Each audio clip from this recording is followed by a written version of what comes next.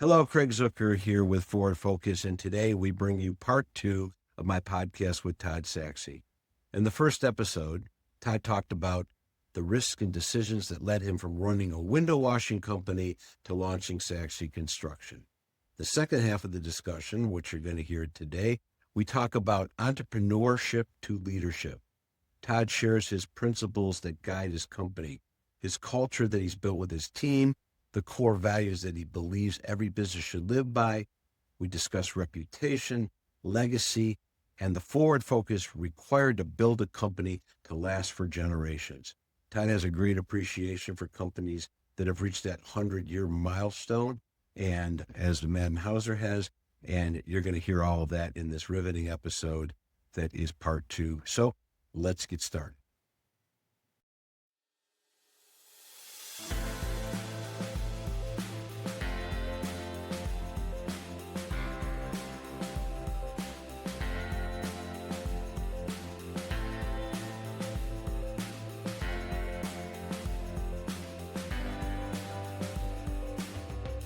Tell me something. So tell me, you've obviously fallen down along the way. It's not all been perfect. Can you describe you've had jobs blow up on you and so on?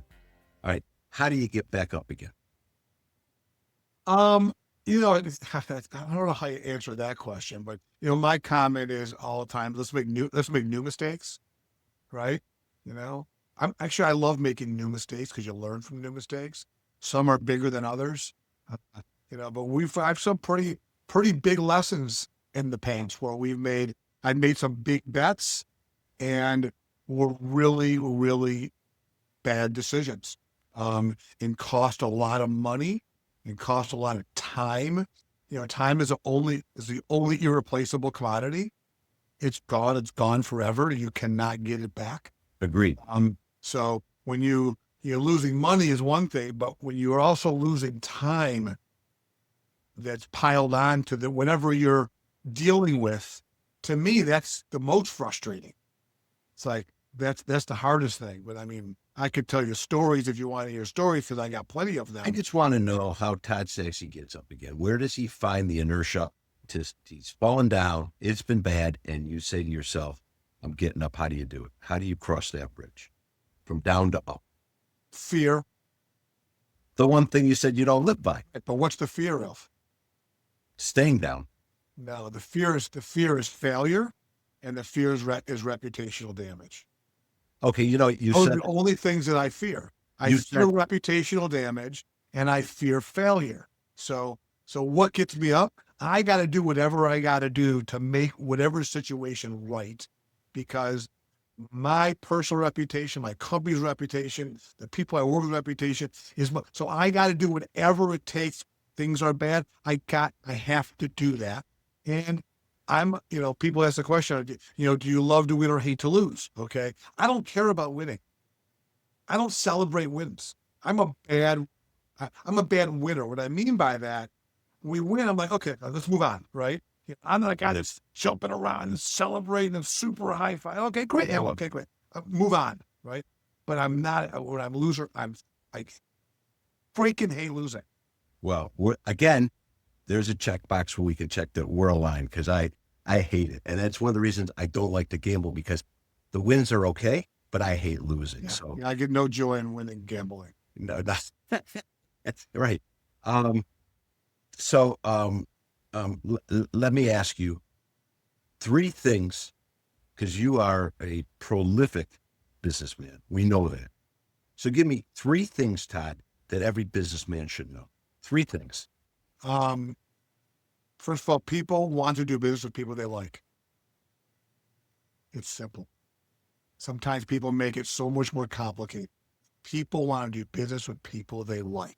Let me interrupt for a second, because again, we're aligned, because people want to use a lawyer that they like. Same They thing. don't ask you, where'd you go to law school? What were your grades? They like you. Yep, exactly. Period. And then I got the what I just said also, which is, when times are good, prepare for when times are bad. For times are bad, prepare for when times are good. Okay, and it kind of goes hand in hand. But as that relationships, people don't understand the value of relationships. When I talk about relationships, I'm not just talking about your client relationships. I'm talking your team member relationships. Of course. Okay.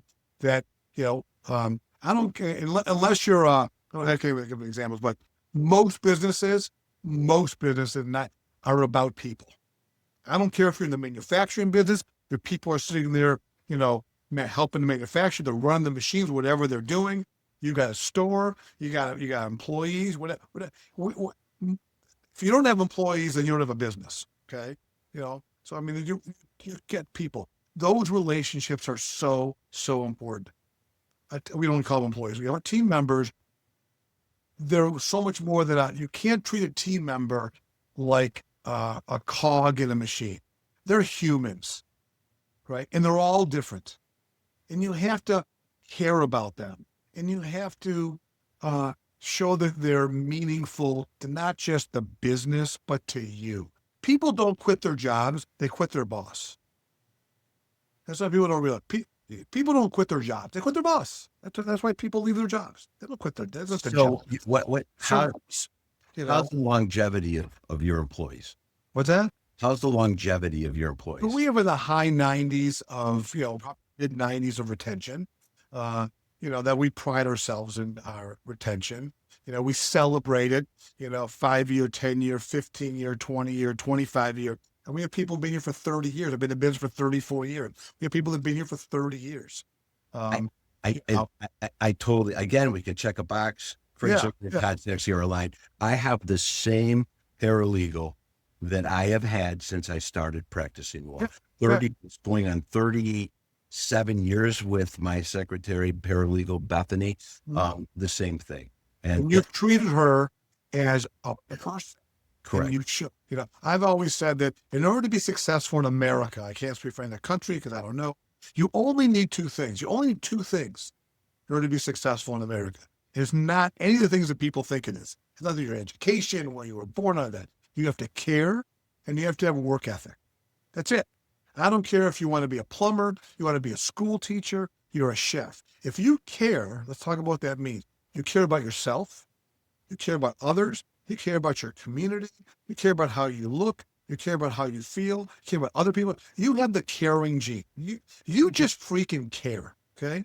Right. If you have that gene and you have a work ethic, and you're going to work hard in whatever you do, whatever career or whatever you want to do, you will be successful in that as long as you have those two things. If you care and you have work ethic. I used to say, and I even say it today, even when I started the construction company or the cleaning business, whatever it is, I ain't as smart as anybody else out there. You guys are all smarter than me, but I'll tell you this, I'll freaking outwork you.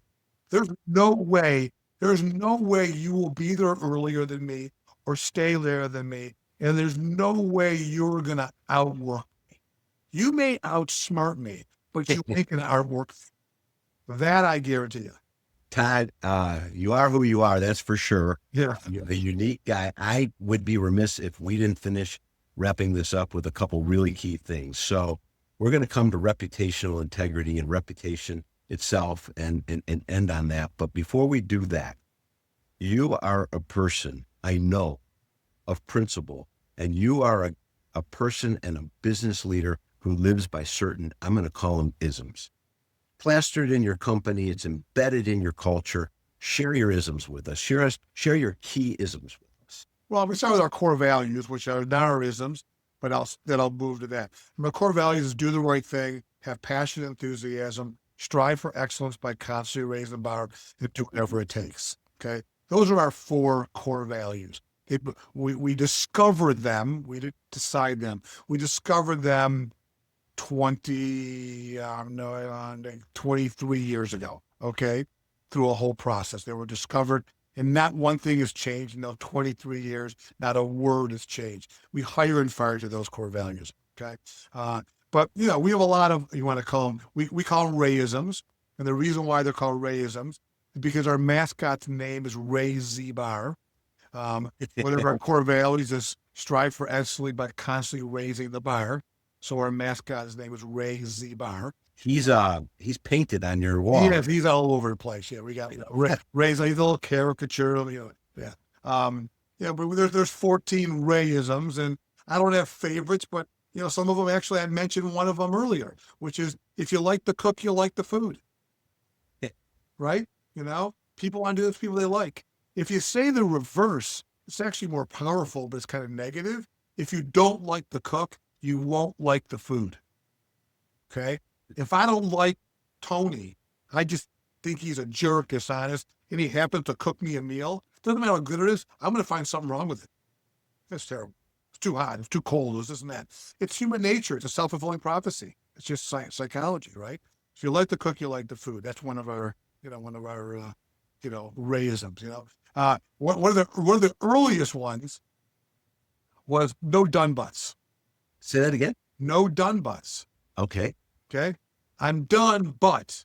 Okay. Well, wait a second. If the word but comes after the word done, then you weren't done. Think about that. Right. Actually, really could I go, if you say the word but after the word done, you actually just lied. You said you were done, and then you said but. Well, then you're not done. Wait a minute. What's the truth, right? So we talk about you'd be great taking a deposition. Okay. I love depositions. I'm the only. My attorneys tell me when I get deposed, I love depositions. To me, it's sport. We have some offices here, Todd. Yeah. It's a riot. I love being deposed, not giving a deposition. I've never given one, but I love being deposed. It's actually fun. One more ism. Deliver solutions, not problems. Love it. We're hired to think. We're not hired to, it's interesting. People love identifying problems. Why do people, again, I'm a student of basic human psychology. I would say, why do people love identifying problems? Because it makes them feel good. What's the first letter in the word identify? I identify. I saw this. Look what I saw. I identified that problem. Look how smart I am. I identified, right? It's an ego thing. How many times do people they identify everything that's wrong? So how's that work? How's that work out for you? Right. Yeah. Coming with the solution, not the problem. How's that work? Exactly. Yeah. Well, that's how we preach it all the time. Deliver solutions, not problems. Here's the issue. Here's how we propose to take care of it. We're hired. It's no different than an attorney. Remember, you are hired. You hired an attorney. You hired Craig Zucker for one thing: is intellectual capital. I'm hiring you for your intellectual. That's what you sell. We sell the same. It's no different. You didn't hire us to install the electrical system. You hired us for our intellectual. We're a construction manager, general contractor. We don't actually own any tools, right? We manage it. Okay, so you hired us for our problem solving and our management of a process and the logistics of it. That's our job. So don't tell your clients what the problem is. I give them the solution. That's what I'm hired for. And the same thing with partners. There's nothing frustrating more when a team member comes and just says, "Hey, Todd, here's a problem. What do you want to do?" Wait a second. I go, "Right. What do you think we should do?" You know what's amazing is 9 out of 10 times they have the solution. You go, "Oh, well, then we should." You're right. Way to go, Craig. Yeah. So many team members under your roof. So there's actually 5 companies. You were just talking about Sachse Construction. There's Sachse Construction. There's Broder Sachse Real Estate, which is an investment development real estate company. There's Maury's Contracting, which is a advanced carpentry company. There's Stewart Mechanical, which is an HVAC company. And there's Zolman Restoration, which is a restoration and reconstruction, flood, fire, insurance restoration. Right. Reconstruction company. Between all those companies, about 350 team members. The names of all the companies were all after my dead relatives. Wow. Yeah. So Stewart was my father. Zolman was my grandfather's middle name. Maury was my other grandfather's name. Right. But those companies have evolved organically over the years, and they now have kind of lives of their own and their own entities. And there's about 350 people amongst the 350, but with the 5 companies. That's excellent. One last question before we dive into reputation and integrity and so on. Most influential person in your life? Influential? Yes. Yes, influential. I got to think about that for a second. I'm trying to think of that word influential, and then I'll expand on that. Impactful. I would say,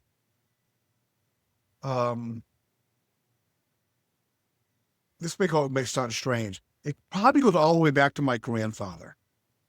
Okay. Why is that strange? Because he wasn't really a huge part of my life, meaning, he, but I watched him and listened to him over the years.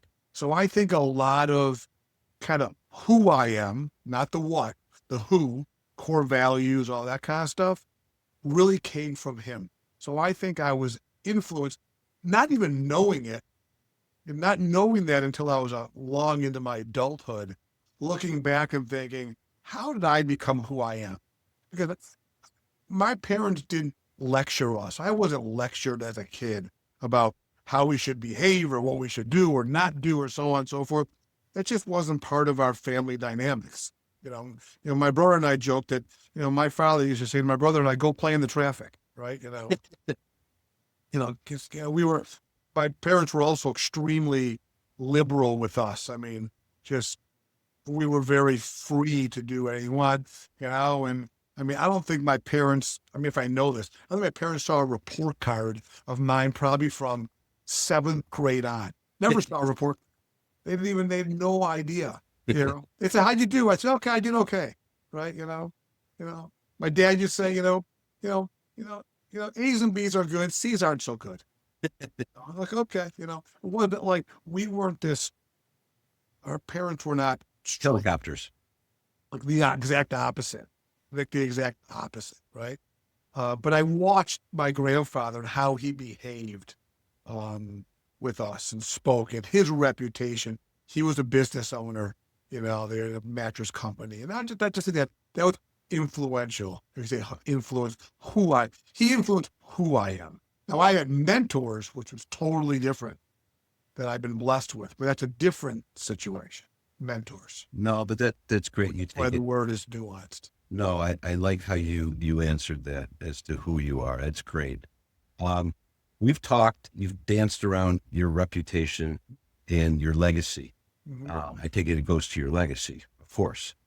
I mean, you want to well, let's go to that. How do you want to be remembered by at the end of the day? So I got to go back to a story because I connect the dots. Okay. And as because you and I share this, unfortunately, we share this. My father passed away in 1983. Okay. I was 20 years old, in college, and I'll never forget at the Shiva. For those of you who don't know what a Shiva is, it's just like a wake. And a gentleman came up to my brother and I at the time, somebody that I know him well, a guy named David Hermelin, came up to my brother and I and said, your father gave you the greatest gift that he could give. Okay. And he said it, and he gave me the term in Hebrew, which I couldn't repeat because I can't speak Hebrew. But what it was, he gave you the gift of a good name. Okay. And that was a really powerful, I'm going to get emotional. That was a very powerful thing that at 20 years old, I will never, ever, ever forget that. It was a very powerful thing. So we talked about how my parents never lectured me. I only lectured my kids about one thing their whole life, which was reputation. And my comment to them was, you have the last name Sachse. You don't own that name. There's a lot of other people have that name. Anything that you do in your life and everything you do in your life, good, bad, or indifferent, affects every other person with that name. It affects your brothers, your sisters, your parents, your cousins in California, and ultimately later on someday your kids. So don't you ever, ever do anything to tarnish that name. You must cherish that. You must nurture that. I have a whole video I created. If you go on my website, you'll see a thing about reputation that I created years ago that talks about that there's nothing more important than your reputation. And I've taken that from my kids on, and it's the only thing I ever lecture about. And people ask me in this company, everybody in this company knows that is the most important thing. You ask any team member, what keeps Todd up at night? They'll tell you that 100% of the time. Well, You you put that name on the line. That name is displayed all over this city. Sachse banners flying everywhere as a project's going up. And so, of course, that Sachse name is a powerful, well-known brand identity, and it's you. It goes back to you. And let's check another box, Todd, because you and I totally agree on that one. I've raised my kids that way. I work and associated with this law firm, which has just celebrated 100 years. And the single most important thing about Maddin Hauser, single most important thing, is our reputational integrity. It's been revered in the community. We're known as a fine firm, and we are empowered, and we are commissioned to protect that name and to protect the integrity of this law firm with no expense spared. And the Zucker family lives that way, and I personally live that way. There's nothing more important than reputation. So again, we can check that box. Yeah. We're aligned. Todd, this has been riveting, fascinating. As long as I know you, I even learned more today about you. I really, really appreciate your time. I know you're a busy guy. I got up this morning and I was so excited to do this with you. Todd, I've had a front row seat to the Todd Sachse show since I'm 14. It's been a great show. I've watched you really become who you are, a leader, and a committed person, father, neighbor, friend, in all respects. And it's really, truly been an honor. And thank you for doing this. Todd, tell our listeners, where can they find you? Okay. Before we do that, because you segued, it's as if you rehearsed it and we didn't. So let's be honest to your listeners. You and I did not talk about this in advance, but you mentioned that Maddin Hauser has been celebrated 100 years, right? Okay. You didn't ask me this question, but people ask me it all the time. Okay. What are you going to do when you're going to retire? What happens to your company? And my goal is for this company is to celebrate its 100th anniversary. Everybody here knows it.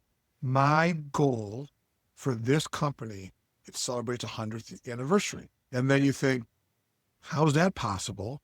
I've been in business for 34 years, right? That's 66 years from now. I'm not going to be here. Okay. I don't even know who will own the company. Every decision I make every single day is with that goal.